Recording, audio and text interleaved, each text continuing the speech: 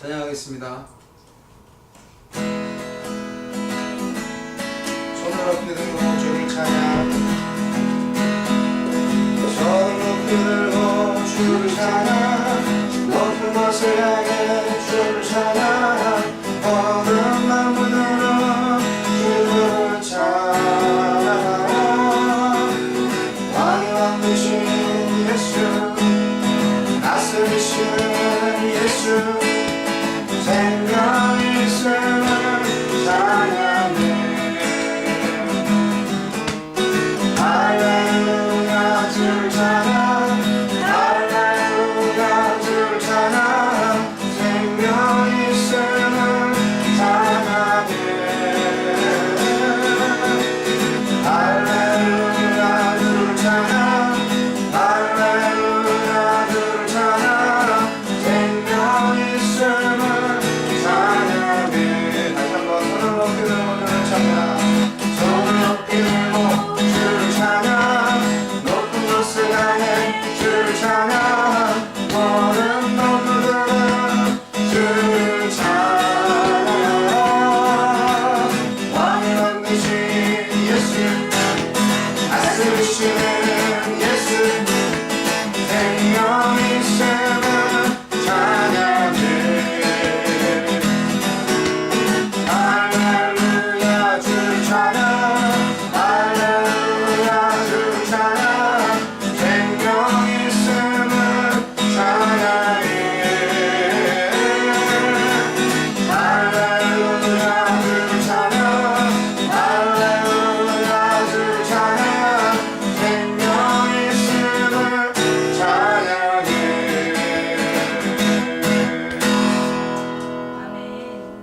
아버지 사랑합니다. 아버지 경배합니다. 아버지 채워주소서 당신의 축복으로. 예수님 사랑합니다. 예수님 경배합니다. 예수님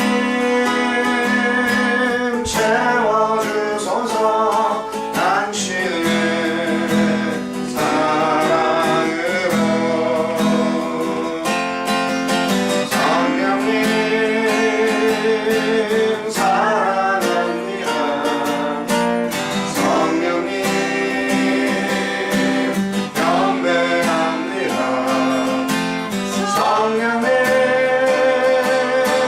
채워주소서 당신의 능력으로. 다시 한번 아버지 사랑합니다. 아버지 사랑합니다. 아버지 경배합니다. 아버지 채워주소서 당신의 축복으로.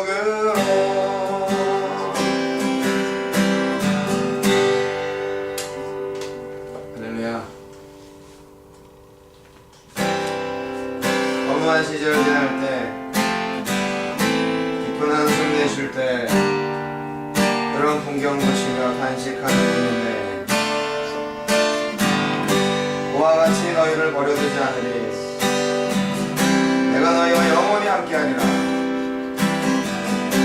허무한 시절 지날 때, 허무한 시절 지날 때, 깊은 한숨 내쉴 때, 그런 풍경 보시며 간식하는 분이네.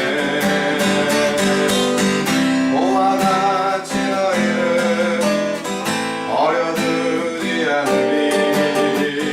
내가 너희와 영원히 함께하리라. 성령이 오셔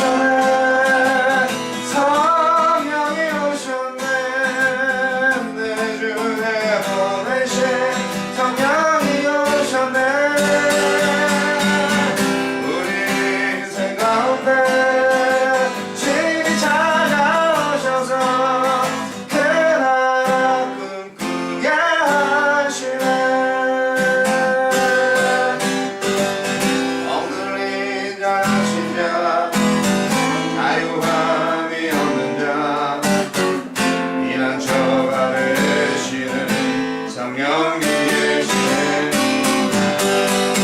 주의 영이신 곳에 잠자유가 있다네 진리의 영이신 성령이 오셨네 성령이 오셨네 성령이 오셨네 내 주에 보내신 성령이 오셨네 우리 인생 가운데 죄 찾아오셔서 그 나라 꿈꾸게 하시네 성령이 오셨네 성령이 오셨네 성령이 오셨네 내 주에 보내신 성령이 오셨네 우리 인생 가운데 진리 찾아오셔서 그 나라 꿈꾸게 하시네 그 나라 꿈꾸게 하시네 그 나라 꿈꾸게 하시네 할렐루야 아멘. 성령님이 구약성서 시대에는 항상 따로 계시다가 가끔 특별할 때만 우리 인간에게 임하셨습니다만 예수님이 부활하시고 승천하시고 그 후 오순절날 이후로 성령님이 오셔서 지금은 예수 그리스도를 믿는 모든 하느님의 자녀들 안에 임재하십니다. 한번 들어오신 하나님 성령은 결코 떠나시지 않으시기 때문에 그래서 그 성령님이 계신 바로 저와 여러분이 하느님의 나라가 이루어진 모습 그대로입니다.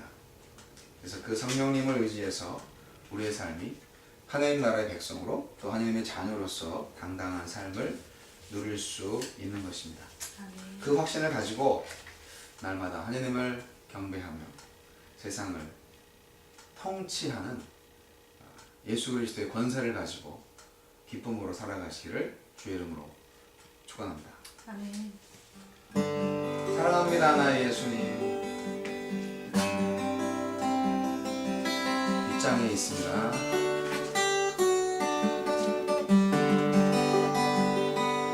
사랑합니다 나의 예수님. 사랑합니다 아주 많이요.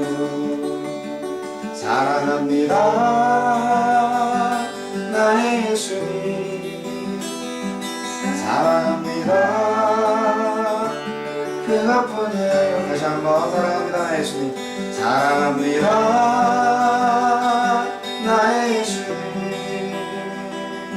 사랑합니다 아주 많이요. 사랑합니다 나의 예수님. 사랑합니다 그것뿐이에요. 사랑한다 하느라 내가 너를 사랑하노라. 사랑한다 내 딸 내게 축복 더하노라.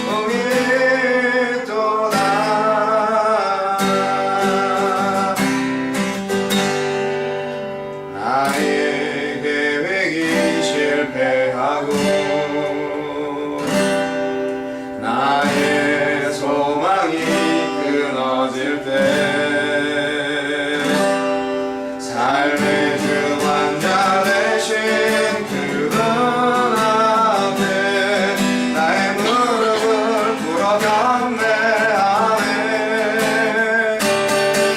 나의 삶을 그분께 맡길 때 이로써 나의 마음 평안해. 구원의 반석 되신 예수의 이름을 소리 높여 찬송하네.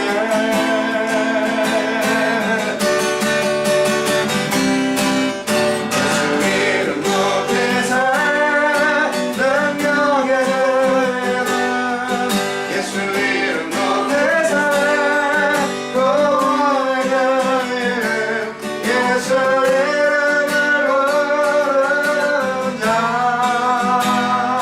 예수 이름을 믿는 자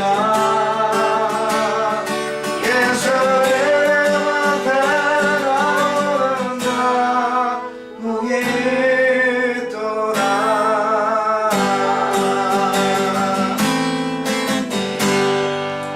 예수 이름 믿으십니까? 아멘. 복이 있을 줄로 믿습니다. 예수 이름 앞에 나오십니까? 복이 있습니다. 할렐루야. 아멘. 이 시간 함께 기도하시겠습니다. 각자 기도하실 때 하나님께 신앙 고백을 올려드립니다. 주는 그리스도시요 살아계신 하나님의 아들입니다. 하나님 아버지 감사합니다. 주가서 저희를 지켜주시고 많은 일들을 있게 하셨는데 그 모든 삶의 경험들을 통하여서 인간관계 안에서 하나님의 사랑을 나눌 수 있는 하나님의 대사로서 하나님의 자녀로서 주신 알게 하시면 감사합니다. 많은 새로운 사실들을 알게 될 때 아버지 나를 준비시키시고 나를 인도하시고 나를 소멸치 않으시는 하나님 감사드립니다. 나의 삶의 이유가 되신 하나님 이렇게 주신 놀라우신 그 경륜을 따라서 주님이 가장 확실하게 인도하심을 따라서 순종하고 따라갈 수 있는 자가 되게 해주시옵소서. 주님만을 의지합니다. 오늘의 주님 진리 안에서 언제나 자유와 일원하며 그 진리 안에서 많은 사람들 주님 살아나시는 자들을 만날 수 있도록 인도하실 줄 믿습니다. 이 시간 신령과 진정의 예배를 원합니다.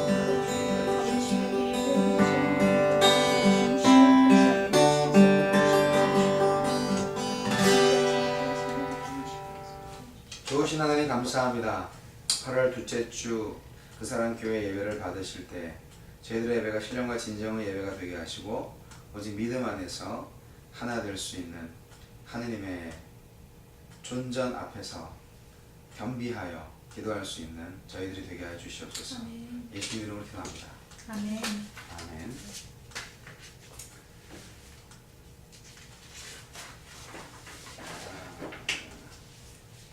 잘 보내셨습니까?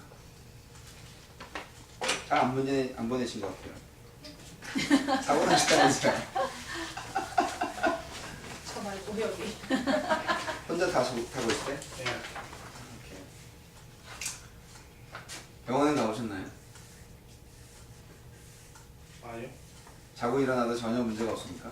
아니 뭐 뒷목이 약간 머슬이 좀 그러긴 한데 네. 이 정도는 상관이 없고요. 아 이런 거를 병원 가면 안 돼요. 네. 그냥 다 다 보셔야 될 것 같은 느낌이 듭니다. 네? 예배 끝난 후에 상담하도록 하겠습니다.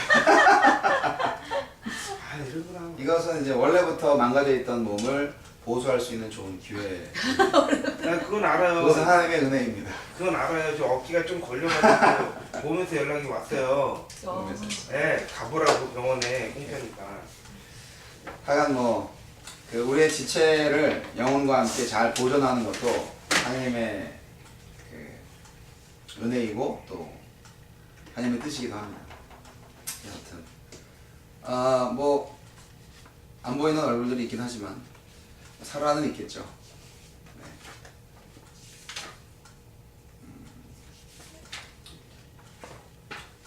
다음 주일날 이제 새 예배당을 가는데요. 새 예배당이라고 할 것도 없고. 아 왜요? 근데 이제 저도 얼마나 있을지 모르겠지만 있는 만큼은 하나님께서 예비하신 장소로 생각을 하고 감사함으로 이렇게 해야 될 것 같은데요. 아무쪼록 그 예배당을 쉐어하는 부분도 그분들이 미국 사람들이지만 어떻게든 덕을 세우기를 원합니다. 그래서 혹시 기회가 되시면 뭐 오늘 점심 먹고 잠깐 뭐 이렇게 드라이브 하는 형식으로 해서 들려서 예배당 안에 우리 예배할 장소를 좀 보고 가시든가. 왜냐하면 11시에 흑인교회 예배가 본당을 쓰고 2시에 또 스페니시 교회가 본당을 써요. 그러니까 주일날은 어쨌든 오픈돼 있을 거 아니에요. 그래서 그냥 가서 보면 됩니다. 굳이 흑인 목사님이 오전 9시는 어떠시냐고 그렇게 말씀하셨는데, 아니 뭐 저도 예배 시간 한번 정하면 계속 가야 되는데 9시 너무 이릅니다. 청년들 늦잠 자거든요. 그렇게 말씀을 드렸어요. 그래서 10시면 어떠냐? 그래서 아무 말 안 했습니다. 10시 반이라면 모를까? 라고 말씀하셨는데, 여하튼 그래서 중재하시는 어소시에이션 목사님께서 한 달만 그럼 해보시고 트라이얼로 해보시고 그 다음에 결정하시라고 그렇게 중재를 해주셨어요. 그래서 장소 사용하는 것은 문제가 없다. 어차피 밑에 안 쓰니까. 그러나 같은 시간대에 이렇게 예배를 같이 하면 소음 문제도 있고 왠지 모르게 좀 불편할 것 같다 라고 먼저 들어오신 흑인 목사님이 말씀하시더라고요. 그래서 먼저 들어오시고 거기 잔디 관리하시고 에어컨도 갈아주시고 그렇게 하셨으니까 우선 권리를 그분이 가져야 되는 거는 예의상 맞고, 그런데 여하튼 사이좋게 그 목회자들끼리 잘 지내고, 그리고 목회자들 부부 동반해서 같이 식사 한번 하자고 제안을 하기도 했는데, 제가 그래서 코리안 푸드 가져간다고 그랬더니 되게 좋아하시더라고요. 근데 그냥 좋은 만남이 있기를 바랍니다. 그리고 어쨌든 같이 그 같은 한 건물을 쉐어하는 데 있어서 의사소통이 중요하기 때문에 제가 참 언어 능력이 없음에 아주 또 많이 반성을 했습니다. 아무쪼록 그러한 소통 때문에 어려움이 없도록 도와주시고 기도해 주시면 좋겠습니다. 그 오늘 3시에 그 존스크릭 한인교회 라비 1층에 카페를 만들었는데, 제가 거기 광고를 보니까 6월 10일 날 카페를 만들었잖아요. 존스크릭 한인교회를 제가 무시하지 못하는 이유는 뭐냐면 그 교회 기쁜 목장에서 저희 교회를 후원한다고 일시불로 이렇게 한 얼마 정도의 헌금을 주시기도 했고요. 또 거기 담임 목사님이신 이승훈 목사님께서 조지아에 청년 선교를 향한 개척교회를 위해서 항상 기도하고 있습니다 라면서 기도하겠다고 그렇게 말씀해 주셨고, 그래서 저희들을 후원하는 교회이기 때문에 이런 행사들이 있을 때는 참여해 주는 것도 좋지 않을까 생각도 들고요. 또 인사도 하고요. 그리고 이제 또 저희 교회에 가끔 나오시는 박혜연 집사님이 거기 찬조 출연을 하세요. 그 예배는 아니고요. 그냥 카페에서 이렇게 콘서트 하는 식으로 이렇게 하는 것 같아요. 이성견 목사님은 50대 목사님이신데 기타를 아주 잘 치시는 분입니다. 근데 이분은 굉장히 열린 사고를 갖고 계시고 CCM 아티스트입니다. 옛날에 골목길이라는 찬양을 작곡하신 분인데 혹시 기억나나요? 모르세요? 한 걸음 두 걸음 골목길 걸을 때 이 찬양, 그 찬양의 이제 주인공인데 그 옛날에 이런 찬양을 작곡하시고 할 정도니까 저보다 훨씬 선구자적이고 진보적인 생각을 가지신 그런 아주 그 한 성격 하시는 분이라고 생각이 듭니다. 뭐 좋은 성격이죠, 어떻게 보면. 그래서 뉴욕에서 내려오셨는데 그 주님의 영광교회 이응식 목사님 수마하시는 교회에 찬양 목사님으로 일을 하시기로 했다가 웬일인지 모르게 일하지 않게 되시고 지금은 무슨 사역을 하시는지 잘 모르겠습니다. 여하튼 존스크릭 한인교회에서 오늘 그분의 연주를 들으실 수 있습니다. 시간 여유가 되시면 가보시면 좋겠습니다. 저는 갈 겁니다.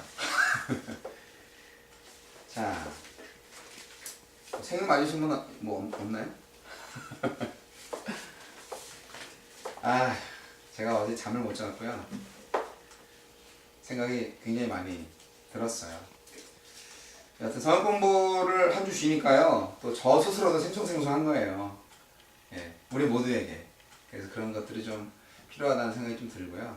효미자매님 오셨는데 성경 공부는 안 하시고 수다만 떨고 가셨어요. 상담입니다. 수다 아닙니다. 너무 힘들어서. 수다 상담. 예. 나는 아니지 좀. 그래서 자 교회를 어떻게든 잘 정하면 다들 교회 근처로 이사 오시고 해가지고 좀 일주일에 한두 번이라도 뭐 징한 만남들 같이 하셨으면 좋겠습니다. 1인 자매는 개강하셨는데 학교 다니시니까 어떠세요? 네. 뭐 1교시에는 뭐 전혀 무슨 말인지 몰라서 이렇게 가만히 있었다는 간증을 하시더라고요. 네. 그래서 처음 왔으니까 할 수 없는 거죠. 아 여기 오지 얼마 안 돼요? 네. 저희 집에 한 달 됐어요. 스테이로 오셨잖아요. 한국말하는 아메리칸이라니까. 한국말한테 드죠. 생김새로는 예, 우리 저 뭐 생기새로 따지면 뭐 나야 뭐 불꽃처럼 뭐 애들이랑 맨날 얘기하면 그 애들이 여기를 얘기하면 계속 그래. 너 불꽃처럼 왜 미국 정치에 관심이 우리 있는 거지? 예린 자매는 뭐 다시 말씀을 드리자면 다 까먹었을까봐 제 신학대학교 1년 후배 안요한 전도사님의 장녀이자 막내이자 무남동녀입니다. 예, 그래서 그 안예린 전도사님이 지금 전도사님 아니고 안요한 전도사님 안요한 전도사님 아니고 지금 무역회사 사원인데 뭐 그 어머님이랑 이혼을 하셨어요. 전도사였을 때. 그래서 참 마음이 너무너무 많이 아팠었는데 예린이를 이제 저기 미국에서 유학할 때 공부할 때 이제 태어났어요. 예린이가. 그리고 이제 2살 때인가 한국으로 가게 됐어요. 그래서 이제 한국에서 계속 큰 거예요. 근데 면접하는구나. 어차피 여자니까.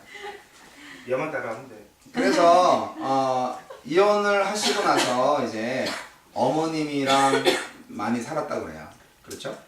예. 그래서 사실 뭐 어머님하고 많이 살았고 또 아버님하고도 뭐 자주 교제하시고 하지만 뭐 마음속에 상처가 없겠어요. 그리고 여기 혼자인데 저희가 잘 잘해주지도 못해요.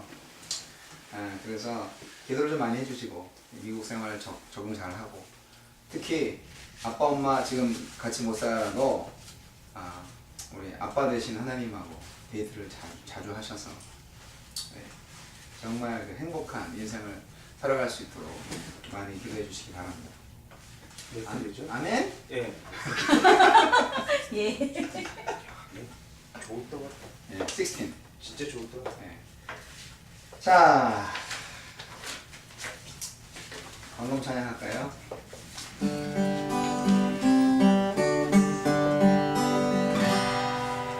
모든 것이 주께로부터 왔으니 이 예물을 주께 드리나이다.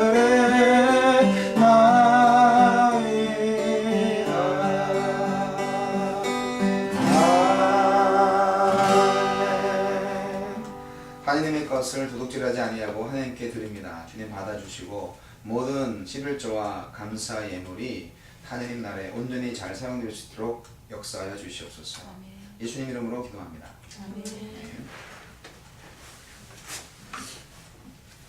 자, 오늘 말씀을 볼 텐데요. 오늘 말씀은 조금 어수선하게 만들었습니다. 한 군데 말씀이 아니라 오늘은 제가 최초로 그 강의 설교가 아니라 주제 설교를 하게 돼서 저도 참 심히 괴롭습니다만 지난주에 이어서 이제 하느님의 나라와 그 의 그리고 하느님의 나라의 복음에 관한 그런 이제 연장선상에 있는 말씀입니다. 자, 거기에 참고가 될 수 있는 또 바탕이 될 수 있는 성경 말씀들을 몇 구절 뽑아봤습니다. 그 하나, 둘, 셋, 넷, 다섯, 여섯, 일곱, 여덟, 9개니까요. 그 성경 한 패러그래프씩 한 단락씩 저와 여러분이 교독하도록 하겠습니다. 제가 마가복음 1 하면 그 다음에 마태복음 6장 33절 여러분끼리 하는 거예요. 네. 마가복음 1장 15절 말씀. 때가 찼다. 하나님의 나라가 가까이 왔다. 회개하여라. 복음을 믿어라. 너희는 먼저 하나님의 나라와 하나님의 의를 구하여라. 그리하면 이 모든 것을 너희에게 더하여 주실 것이다. 누가복음 4장 43절.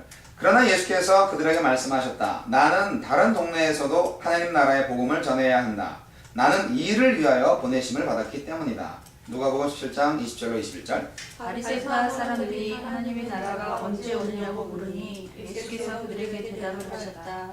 하나님의 나라는 눈으로 볼 수 있는 모습으로 오지 않는다. 또 보아라 여기에 있다 또는 저기에 있다 하고 말할 수도 없다. 보아라 하나님의 나라는 너희 가운데 있다. 마태복음 23장 13절로 15절.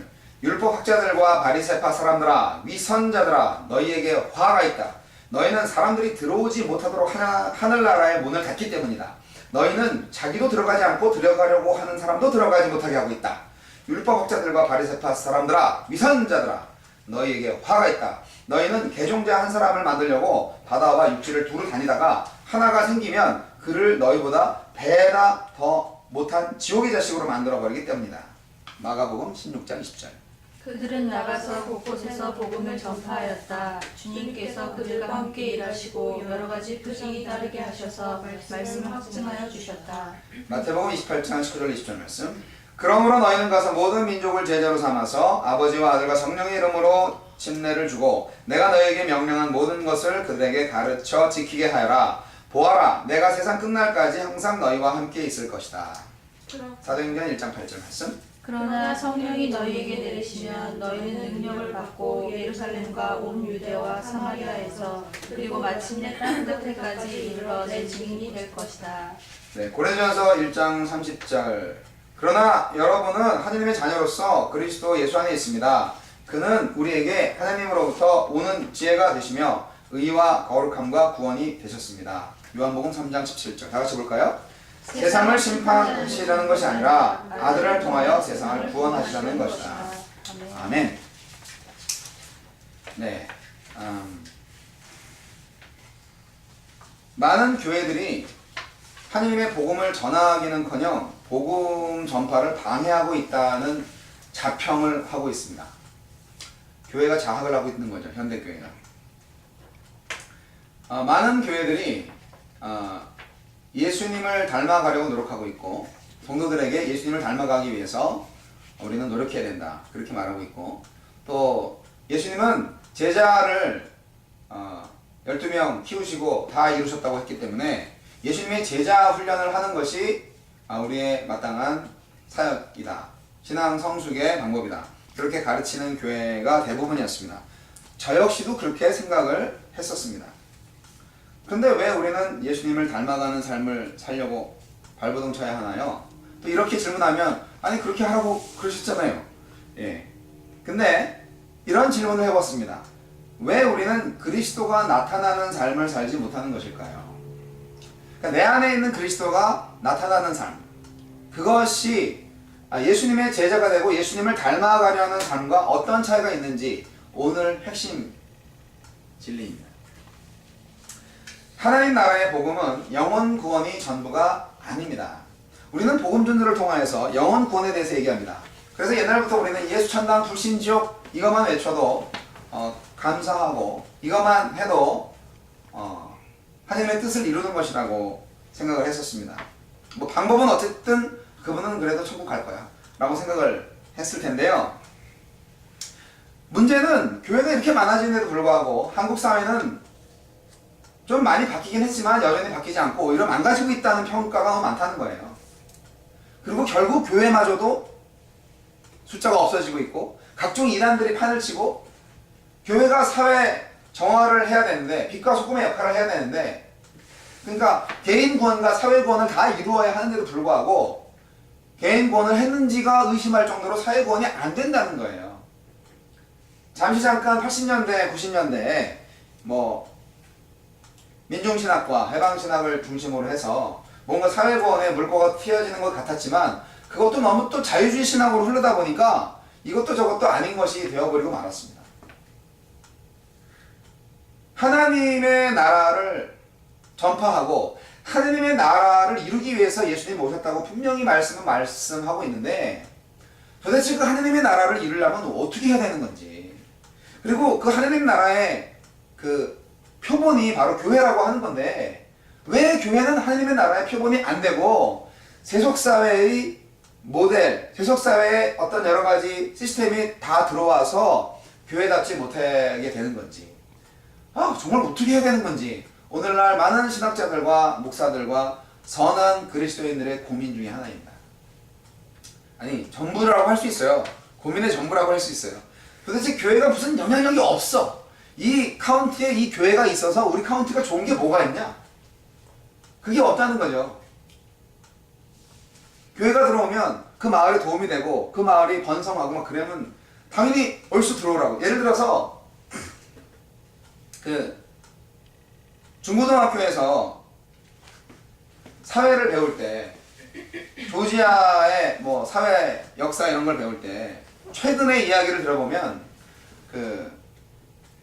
제 딸한테 들은 얘기입니다. 수업 시간에 배웠다고. 여기 조지아주에 한국 기아자동차 공장이 들어와서 조지아주가 좋아졌다. 외국 기업이 들어오는 것이 나쁜 것만은 아니다. 고용이 창출되고 경제가 회생되고 그랬다. 뭐 그런 얘기들을 하면서 조지아주 사람들은 기아자동차에 대해서 감사하는 마음을 가지고 있다. 네, 그런 이제 얘기를 제가 제 딸아이로부터 들을 때 그걸 학교 선생들이 얘기하는 거 아니에요. 상당히 파워풀하죠. 공교육기관에서 그런 이야기들을 공공연히 할 수 있다는 것은 개인적으로 볼 때는 한국인으로서 긍지를 가질 수도 있지만 전반적으로 볼 때는 야, 교회보다 낫네 라고 생각이 들 수도 있는 거예요. 사회 정화와 사회의 어떤 역동성 있는 활력소를 제시해주고 있고 견인차 역할을 해줄 수 있다는 것은 좋은 일이죠. 근데 물론 교회가 그 역할을 하는 건 아니죠. 교회가 기업은 아니니까요. 교회의 본연의 그 목적이 있어요. 근데 그것이 과연 영혼 구원만이냐, 예수 믿고 천국만, 천당만 가면 되냐, 그게 이제 우리가 정말 생각해야 된다는 거예요. 그럼 지금 당장 뭐 피켓 들고 나가서 뭐 인권운동하고 그래야 되나요? 그게 아니고 그게 아니고 그거는 그거 전문적인 사람이 하면 되고, 다 각자 은사가 있고요. 각자 달란트가 있어요. 저는 한 2주 전에 미션 아가페에서 급식을 하는데 와서 찬양으로 좀 도와주면 좋겠다, 협력사역을 했으면 좋겠다는 제안을 받고, 뭐 찬양하는 데야 뭐 문제 없지. 가서 앰프 설치하고 그리고 뭐 가뿐하게 1시간 공연하고 왔죠. 그랬는데 사실 찬양을 못하거나 찬양에 능하지 않은 사람은 야, 그걸 어떻게 하냐, 그리고 그 시간 내버리고 그 앰프 다 싸들고 가가지고 돈도 안 나오고 저기 홈리스들 먹는 밥 같이 한 끼 먹고 그리고 한 3시간 이렇게 있다가 오는 건데 주일날 뭐 하자고 그러는 거냐?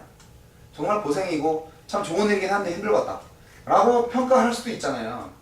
그래서 저는 마음에 기쁨이 있고 그리고 또 그런 일을 또 할 수 있는 사람인 거예요. 그런 일을 할 수 없는 사람한테 야, 너 노래해, 너 기타 쳐, 너 앰프 갖고 와, 그렇게 말하면 하겠어요? 내가 효미자매한테 하면 그렇게 하겠어요? 네. 진짜? 시키는 일은 효미자매 너 못하지. 그래? 할렐루야. 같이 가자. 네. 하여간 얘를 내가 잘못 골랐네. 그건 뭐를 의미하냐면 가장 적절한 사람이 가장 적절한 장소와 가장 적절한 타이밍에 적절한 사역을 해야 된다는 거예요. 하나님이 그걸 모르시는 분이 아니라는 거예요. 그럼 도대체 교회가 왜 지금 현재 이 애틀란타 사회를 이렇게 정화시키지 못하고 있는가? 사실 우리가 지금 속해 있는 그 소사이티가 애틀란타니까, 한인 사회니까 어떻게 보면. 그래서 오늘 제 칼럼을 좀 아주 안 좋은 얘기를 좀 써놨습니다. 원래 사회적인 얘기를 좀 안 쓰려고 하다가 다시 이제 사회적인 얘기를 들어가지고 신문 정말 보기 싫더라고요. 자꾸 안 좋은 것만 자꾸 나오고 해가지고 우리들끼리 밥 먹으면서도 괜히 나쁜 얘기만 하게 되고 소화 안 되게. 그런 것들이 참 우리 마음을 어둡게 하는데 그걸 누가 좋아하겠냐고요. 생명을 앗아가고 우리의 불행을 기뻐하고 하나님과 단절시키는 마귀들만 좋아하는 일이 아니겠냐고요. 왜 하나님이 좋아하시는 하나님의 자녀들의 행복을 교회가 선도하지 못하는가? 뭔가 좀 교회가 잘못하고 있는 거 아닌가? 그런 생각을 하면서 다시 back to the Bible, back to the basic. 그랬을 때에 진정한 복음은 무엇인가?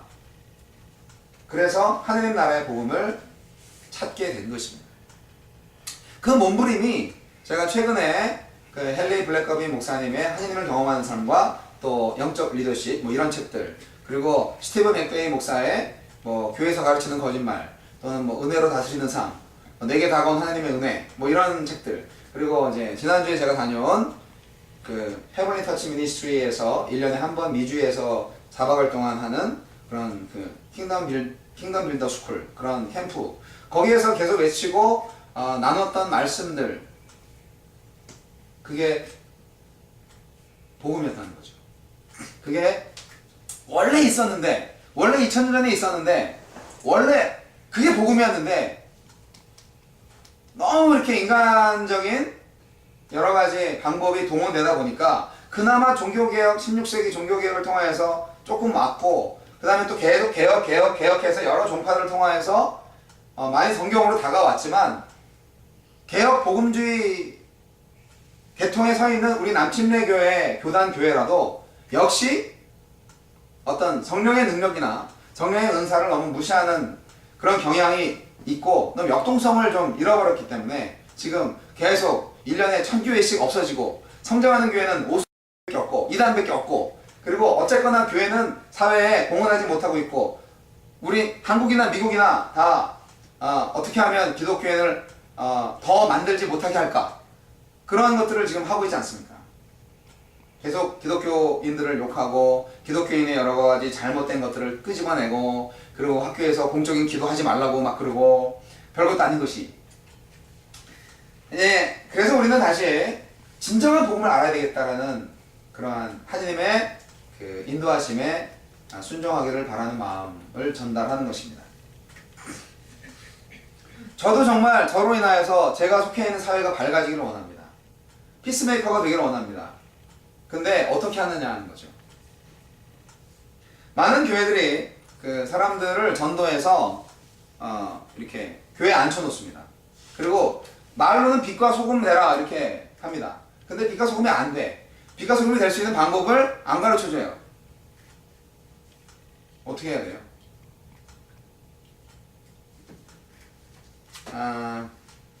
초대교회 때는요, 모였다가 흩어지는 교회였습니다. 오늘 본문을 다시 그 본문을 잡을까 하다가 그냥 이렇게 풀어서 했는데요. 사도행전 2장 42절로 47절까지 보시면 그 원시 기독 공동체 모습을 여러분 볼 수가 있습니다. 공동 소유를 하고 매일 뭐 만나서 모이고 찬미하고 말씀 듣고 그렇게 이제 했던, 그래서 공산주의가 이거 배워가지고 만든 거야 뭐 이렇게 말할 정도로, 근데 아주 은혜가 넘쳤던 그런 초대교회의 모습을 보면서 그 초대교회 안에서는 모이면 계속 모아가지고 자기들끼리 잔치하는 게 아니라 모이면 흩어지는 교회였다는 거예요. 그들에게는 그럴싸한 예배당도 없었고요. 그들에게는 모임 자체가 교회였고, 그리고 그들 스스로가 예수의 복음으로 충만해서 세상 사람들한테 어우 그리스도인이야, 그렇게 오히려 불신자들 이방인들의 칭송을 받았던 공동체였다는 것입니다. 우리 교회가 왜 불신자들한테 욕을 먹고 있는지 이것부터 반성해야 됩니다. 우리 교회 공동체가 정말 우리 스스로가 하나님을 잘 섬기고 정말 하나님이 원하시는 그러한 교회 공동체로 존재한다면 우리 주위에 있는 사람들이 우리를 우러봅니다. 나는 예수를 안 믿지만 야 너 교회 가, 착한 사람 돼야지. 너 교회 가, 그 교회 정말 좋은 일 많이 하더라. 그 교회 가면 뭐 나는 모르겠지만 너는 가면 천국 갈 거야. 뭐 이런 식의 어떤 여러 가지 것들이 있지 않을까. 자기 승진에 못 이겨서 이렇게 못 오시는 경우는 있지만 너도 나도 교회를 흠모하는, 사실은 옛날에 이방인들이요 유대교를 되게 흠모했다고 그래요.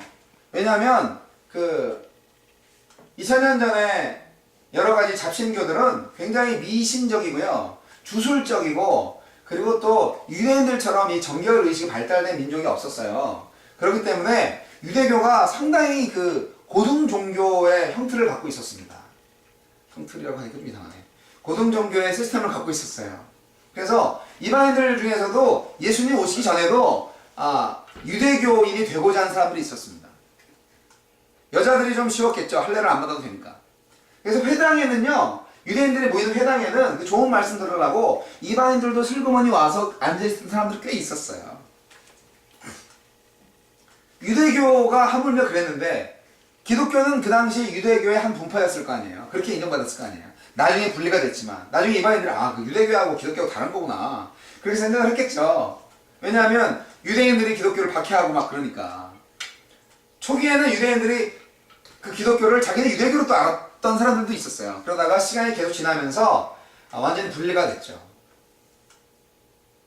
기독교가 정말 초대교회 때 많은 사람들한테 흠모의 대상이 되었다는 것을 한번 상상해 보시기 바랍니다. 그리고 오늘날 우리는 바로 그러한 존재로 다시 드러나야 한다는 사명감을 한번 고취하시기 바랍니다.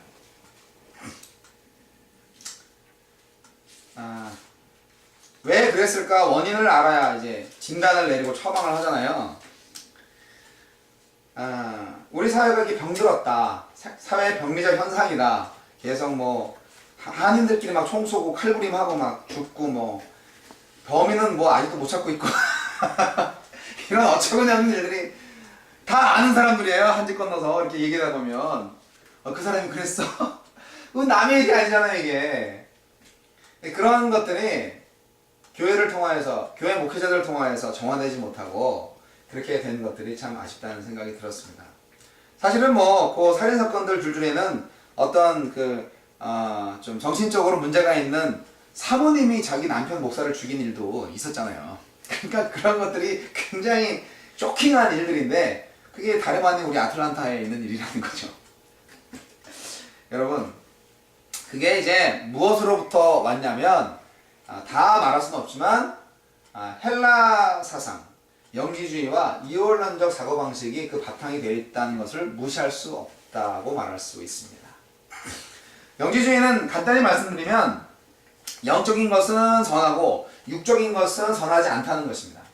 그래서 정신적인 것, 영적인 것, 정말 그 영적인 뭔가 지식이 있는데 그 지식을 알면 우리는 구원받는다, 뭐 그런 체계를 갖고 있습니다. 그래서 육체적인 것에 대해서는 별로 가치를 두지 않습니다. 그래서 요런 영지주의의 바탕을 힘입어서 이제 에피쿠로스가 나왔죠. 쾌락주의가 나왔어요. 노세 젊어서 노세 캐사라세라 하면서 이제 놀 수 있는, 노는 게 남는 거야. 근데 이제 실제로 영지주의 자체는 노는 쪽에 포커싱이 되는 게 아니고 육체는 더러운 거니까 오히려 고난과 고행을 하는 쪽으로 이제 갑니다. 그리고 영적인 것만 이제 선한 걸로 생각을 하게 되는 경향이 있는 거예요. 그리고 그것이 이원론적인 사고방식과 딱 맞물려 있습니다. 그렇잖아요. 육은 나쁜 거, 정신적인 영적인 건 선한 거. 그러니까 자꾸 이게 영적인 것만 찾아요. 저 사람 영적인 사람이야. 저 사람 육적인 사람이야. 벌써 표현 자체가 그렇잖아요. 우리 스스로도 우리 언어 자체가 육적인 그리스도인, 영적인 그리스도인, 벌써 말이 다르잖아요. 근데 이게 히브리인들의 이론론적 사고방식, 세계관하고는 완전히 다른 겁니다. 신약성서 시대에는 다 헬라주의, 히랍 세계 안에서 이원론적인 세계관을 갖고 있었고, 실제로 요한복음의 저자나 그 밖에 누가복음이나 그러한 그 성경 저자들이 그런 이원론적인 사고방식의 그런 세계관에 영향을 안 받았을 수가 없습니다. 그래서 성경을 해석할 때에도 그런 부분을 감안하고 해석을 해야 되는 숙제가 신학자들한테 있습니다. 진실한 복음은요, 영적인 것과 육적인 구원 모든 것을 의미합니다. 어차피 사람 육체가 죽으면 영도 떠납니다. 그렇지 않습니까? 육이 죽으면 영도 없다니까요. 우리가 눈으로 볼 때는 그렇잖아요. 또 그런 것도 있죠. 육이 죽었다고 해서 그게 죽은 거냐? 물질로 남아있는데 질량 보존 법칙도 있고 뭐 여러 가지가 있잖아요. 화장을 해도 언젠가 그게 뭐 변질돼도 어쨌든 남아있다 이 지구상에. 그래서 나중에 예수님 재림하시면 영과 그 남아있던 뭐 무슨 물질인지 모르겠지만 그게 딱 합쳐가지고 하늘나라에서 우리 예수님하고 잔치한다. 뭐 그런 이제 종말론적인 얘기들을 많이 들으셨을 겁니다. 그런 얘기를 하는 것이 아니라 오늘 우리가 예수 믿고 구원을 받는다는 것은 나의 영적인 구원 플러스 육적인 구원을 포함해야 된다는 것입니다. 나의 정신이 행복하면 나의 육신도 행복해야만 합니다. 그리고 예수님은 분명히 요한복음 10장 10절에 내가 온 것은 양으로 생명을 얻게 하고 더 풍성히 얻게 하라는 것이라고 말씀을 하셨습니다.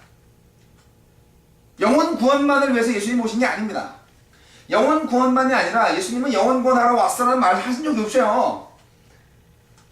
예수님은 하느님의 나라를 선포하셨습니다. 그래서 우리는 하느님의 나라라는 것을 정말 잘 생각을 하고 이 하느님의 나라가 무엇인지 알고 하느님의 나라가 내 안에 있다는 것을 확신하셔야 됩니다. 그래서 제가 너무 이렇게 원고를 잘 적어놓고도 원고대로 안 하고 생각나는 대로 이렇게 말씀드려서 죄송합니다만 꼭 한번 이제 주보에 나와 있는 원고를 차분하게 읽어보시고요. 시간이 없기 때문에 이제 5분 내로 제가 설교를 좀 줄인다면 여러분 최근까지 교회는 영혼 구원을 받은 그리스도인의 숫자도 중요하지만 한 사람이라도 예수님을 닮은 제자가 더 중요하다. 그렇게 해서 한 50년 전부터 제자 훈련에 대한 얘기들을 정말 많이 했습니다. 제가 예수 믿을 당시에 30년 전에 얼마나 많은 제자 훈련에 관한 책들이 많이 있었는지 몰라요. 그래서 뭐 모든 그 성역 공부 단체, 선교회, 대학생 선교회라든지 뭐 이런 데에서 항상 제자 훈련 그런 말씀들을 많이 있었습니다. CCC도 그렇고 항상 다 제자 훈련이 했어요. 제자가 뭔가. 뭐 아틀란타에도 제자교회가 있고요. 여러 가지가 있어요. 그런데 이 제자 훈련을 암만 해도 교회는 성장했을지 몰라요. 평신도를 깨운다 제자 훈련 했잖아요. 근데 교회는 성장했어요. 문제는 사회가 안 변해. 그러면 그 사회는 그 교회 교인들이 포함 안 돼 있나? 아니라니까요. 불신자도 있지만 그 교회 교인들이 교회당 예배당을 밖에 나가면은 그 사람이 있는 사회인데 그 사회가 전혀 변하지 않는다는 것은 도대체 뭐냐 이거죠. 그래서 사회를 변화시킬 수 있는 결과를 제대로 낼 수 있는 유일한 길은 뭐냐? 결국 예수님의 하느님의 나라의 복음뿐이다. 그것입니다. 복음은 하나님의 나라입니다. 예수님께서 공생애 동안에 함께했던 제자들한테 마지막으로 가르치셨다는 게 훨씬 더 엄격한 제자 훈련이 아니고요. 각 제자들의 심령에 임할 하나님의 나라와 의였습니다. 예수님의 제자들이 살아있을 때는 성령이 임하지 않았었기 때문에 하나님의 나라가 확실하게 임하지는 않았습니다. 그런데 예수님이 함께 계셨기 때문에 하나님의 나라라고 해도 상관이 없었을 겁니다. 그런데 예수님이 승천하셨어요. 십자가에 죽으셨다가 부활하셨다가 승천하셨어요. 그 다음에 예수님이 없어. 하지만 오순절날 성령께서 임하셨고 그 다음부터는 예수님의 유언대로 예수 그리스도를 구주로 영접하는 자에겐 다 성령이 임하시게 되었습니다. 그렇기 때문에 성령이 임하시는 곳이 하느님에 계신 곳이고 하느님의 통치가 이루어지는 곳이 바로 하느님의 나라인 것입니다. 저와 여러분의 삶 속에서 하느님의 통치가 이루어진다면 그것이 바로 하느님의 나라인 것입니다. 할렐루야. 하느님의 통치가 이루어지지 않는다면 마귀의 통치가 이루어지는 것이니까 그것은 하느님의 나라가 아니고 그야말로 우리가 생각하는 세속사회인 것입니다. 오늘 말씀 본문 뽑은 말씀 중에서 하느님의 나라는 눈으로 볼 수 있는 모습으로 오지 않는다. 여기에 있다 저기에 있다 그게 아니고 너희 중에 있다. 그렇게 예수님 분명히 말씀하시지 않았습니까? 교회가 하느님의 나라가 아닌 거예요. 교회 예배당이 하느님의 나라가 아닌 거예요. 교회 예배당에 모이면 하느님의 나라가 있을 가능성이 높을 뿐이에요. 그리스도인들이 많이 모이니까. 그러나 달랑 영혼 구원만 받고 자기 앞가림만 하기에 급급한 사람들은 하느님의 나라를 건설하거나 좀 이렇게 확장시키거나 하는데 전혀 도움이 안 됩니다. 지금 갓 태어난 갓난아이가 무슨 도움이 되겠어요. 저 딸라고 이렇게 징징거리긴 하지. 그렇기 때문에 하느님의 나라의 일꾼들을 위해서는 진정으로 하느님의 영의 충만한 역사가 있어야 하는 것입니다. 근데 그러지 않고 자꾸 영지주의적, 이원론적 세계관에 입각한 여러 가지 교육 방식과 제자 훈련이 남용되는 바람에 결국 내가 하나님을 섬겨야 되고, 내가 교회를 만들어야 되고, 내가 선한 일을 해야 되고, 내가 예수님을 닮아가야 되는 또 하나의 과제를 갖게 되었던 것입니다. 하나님의 나라는 그것이 아닙니다. 내가 믿는 것이 아니라 내 안에 있는 예수님의 믿음으로 하나님을 믿는 것입니다. 예수님을 닮아가는 것이 아니라 내 안에 계신 그리스도가 드러남으로써 정말 성령의 그 강으로 생수의 강이 내 배에서 흘러나리라 하신 그 말씀에 이루어짐 같이 내 안에 그리스도가 나타나는 거예요. 내 안에 있는 그리스도의 영께 내가 순복함으로, 기쁨으로 순종함으로 내가 하나님의 일을 하는 것입니다. 내가 하는 것이 아니라 하나님이 하시는 것입니다. 이게 아다르고 어다른 건데요. 그래서 예담교회 있잖아요. 예수를 닮는 그런 교회. 그 예담교회, 그 교회 이름이 좀 잘못됐다라고 말씀하시는 분이 있습니다. 예수를 닮게도 뭐 어떻게 닮어. 닮을 수가 없지. 인간이 뭘 할 수 있겠어.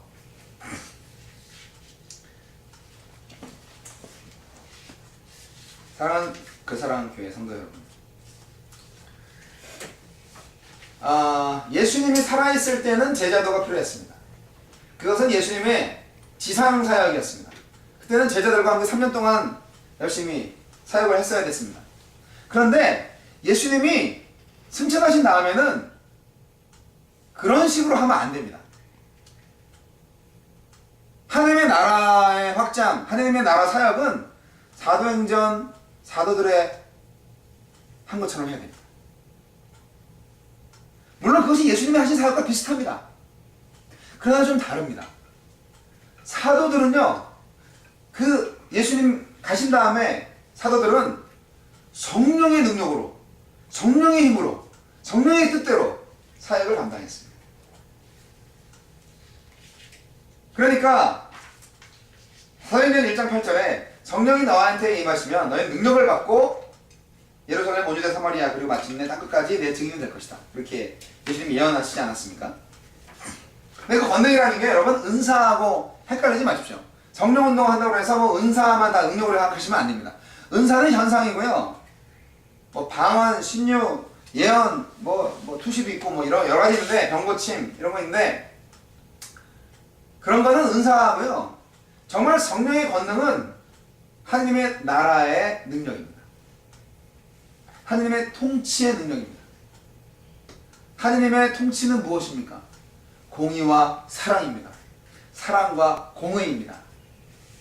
그것이 나의 인생에, 그것이 나를 통하여서 나의 주위에, 내가 살고 있는 사회와 국가와 민족에게, 이 세계에 퍼져나가야 하는 것이 바로 하나님의 나라를 만들어가는 것이고 하나님의 의를 이루는 것입니다. 복음 전도를 통하여서 영혼 구원까지는 순서가 맞는데, 그 이상 하나님의 나라를 위한 제자도 그 이상의 것이 필요한데, 그것이 바로 뭐냐면 내 안에 그리스도가 나타나는 것입니다. 내가 그리스도를 닮는 것이 아니고, 어차피 닮을 수가 없어요. 그러나 하나님은 하시는 거죠. 옛날에요, 제가 요즘 이제 새벽 그 말씀들을 보면서 내가 왜 이런 얘기를 했는데 몰랐지. 정말 구약 말씀도요 진짜 복음이에요. 구약 성경도 정말 복음이에요. 어쩜 이렇게 왕권이 누구한테 있는가, 이게 항상 인간의 그 화두인 것 같아요. 지금 역대기를 보고 있잖아요. 여러분 매일 성경 역대기를 보고 계시는데, 이렇게 남유다를 어떻게든 잘 보이게끔 쓰려고 했던 역대기 기자도 항상 보면 처음엔 잘하다가 나중엔 망해. 제대로 한 왕들이 별로 없어요. 근데 그 왕들이 결국 하나님께만 순종했느냐 아니면 우상 숭배했느냐, 그런 차원에서 이제 기록을 하고 있더라고요. 하나님은요 사울 왕을 세우려고 하지 않으셨습니다. 하나님은 정말 종교와 정치가 일치된 그런 제사장 나라를 만드시려고 했습니다. 근데 이스라엘 민족은 왕 없이 그냥 하나님이 왕 되시고 우리가 멋대로 하는, 물론 하나님 뜻대로 해야 되겠죠. 그렇게 하는 그 국가, 그런 부족 국가, 눈으로 볼 땐 되게 허름하거든요. 그걸 싫어했고, 강력한 군대가 있고 정말 늠름하게 막 이렇게 말 타고 다니는 그런 왕권, 그런 거를 좋아했던 거예요. 이스라엘 백성들이 항상 하나님만 섬기고 하나님을 예배하고 하나님께 순종했더라면 이스라엘 백성들은 피 한 방울 안 흘리고 하나님이 다 막아주고 다 전쟁에서 직접 이렇게 이기시고 그럴 거예요. 그런데 지들이 죄 짓고 싶으니까, 지들이 죄를 짓고 있으니까 자꾸 인간적인 다른 방법을 찾아서 왕 세워주세요. 우리 군대 만들어야 돼요. 우리 블레셋한테 제발 우리 좀 침략당하고 싶지 않아요. 그렇게 떼써가지고 결국 사울왕 세운 거 아니에요. 그래서 결국 왕정이 시작이 되긴 했지만 분열 왕국 시대에도 똑같이 그 여호야다라는 제사장이 요아스 왕을 그 아주 그 젖먹이는 아니었지만 마지막 남은 다윗 왕조의 아들을 지키기 위해서 얼마나 노력을 했는지 거의 뭐 이스라엘 무협지 수준인데 그렇게 잘 지키고 있다가 얘를 이제 왕으로 세우고 섭정 비슷하게 했어요. 제사장인데 걔를 살려줬으니까. 그리고 근데 그러한 모습들이 그 130살까지 살면서 이렇게 그 바알 산당을 막 깨부수고 그리고 이제 하나님의 성전을 보수하고 이런 일을 많이 했습니다. 그러면서 정치까지도 개입을 한 거죠. 근데 그것이 선한 하나님의 그런 마치 하나님의 사람이었기 때문에 오히려 그것을 하나님이 좋게 보신 겁니다. 그래서 중세시대 때 그런 바탕을 이용해서 교황이 탄생한 거고요. 오늘날에 이제 교황처럼 된 거죠. 하지만 교황이 정말 하나님의 사람인지 하나님의 대리자인지는 잘 모르겠습니다만. 근데 그것이 이제 오늘 모든 우리 개신교 성도들에게 동일하게 작용되어지는 것을 말씀드리는 겁니다. 내가 하나님 나라의 대사인 것입니다. 그리스도의 대사인 것입니다. 그래서 저와 여러분이 있는 곳에서 하나님의 통치가 이루어지는 것을 먼저 경험하셔야 된다는 것입니다. 내가 먼저 하나님의 통치를 경험해야 됩니다. 내 안에 있는 그리스도를 드러내게 해야 됩니다. 그리스도를 만나고 그리스도를 누리고 그리스도로 충만해서 그리스도의 영광을 경험하셔야 됩니다. 그 그리스도가 바로 내 안에 있습니다. 우리 안에 있습니다. 이것이 하나님 나라의 시작입니다. 절대 내가 할 수 있다고 생각하지 마십시오. 나는 하나님의 영광을 위해서 열심히 공부해가지고 나는 하버드에 갈 거야. 그렇게 아주 다짐하고 머리 싸매고 공부하는 학생이 있다고 칩시다. 잘 된 일일까요? 하나님의 영광을 위해서 한다는데 I don't think so. 그것은 약간의 한정이 있습니다. 내가 한다는 거죠. 하나님의 영광을 위해서 오늘 빗자루를 들고 앞마당을 쓸어도 하나님의 영광을 위해서 하나님이 하시는 것을 순종한다면 의미가 있지만 내 의로, 내 뜻대로 하버드에 가서 하나님께 영광을 돌리겠다라고 작정한다는 것은 하나님 앞에서 죄입니다.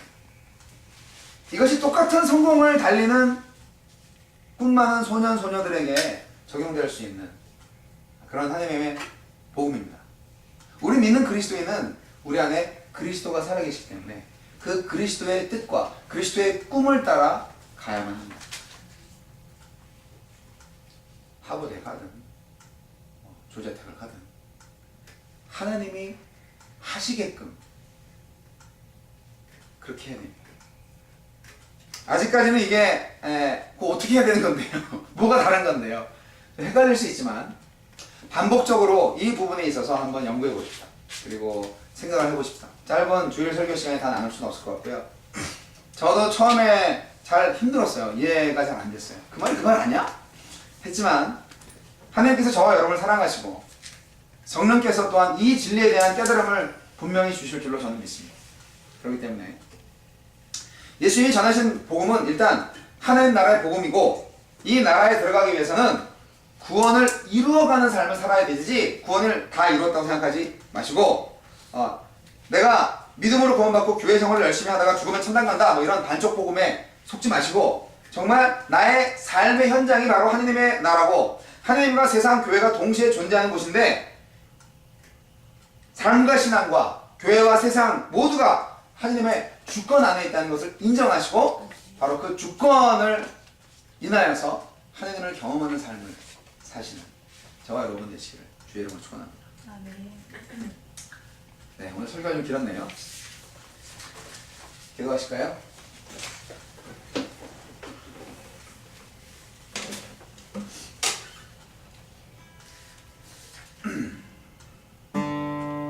한 1분간 함께 묵상하며 기도하실 때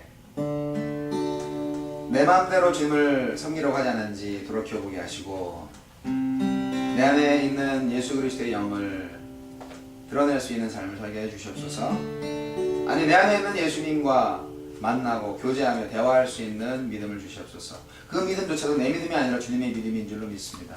고백하며 선포하는 시간 되시기 바랍니다.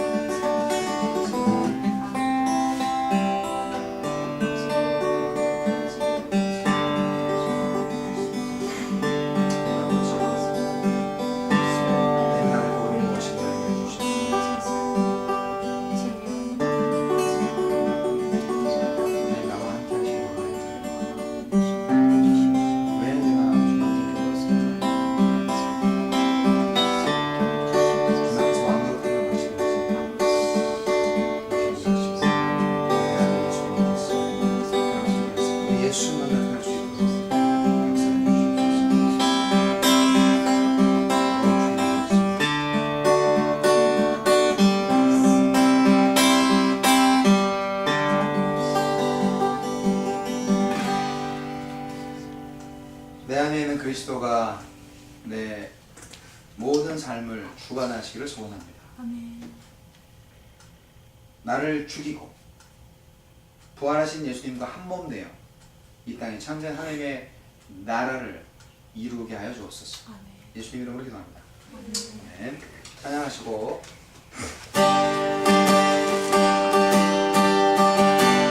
예수의 이름 높이세. 수많은 무리를 주지어 그들을 보기 위해 따르네. 영원한 목숨이신 그분 앞에 모든 무릎에 꿇어가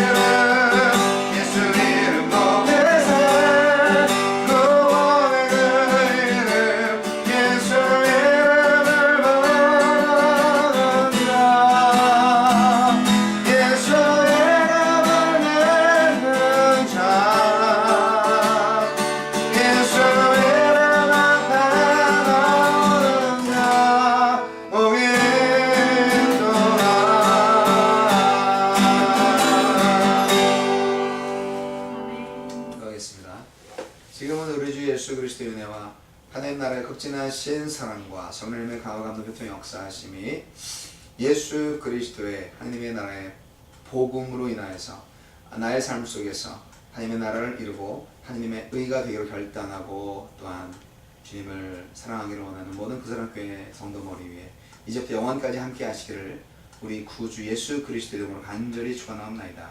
아멘. 아멘.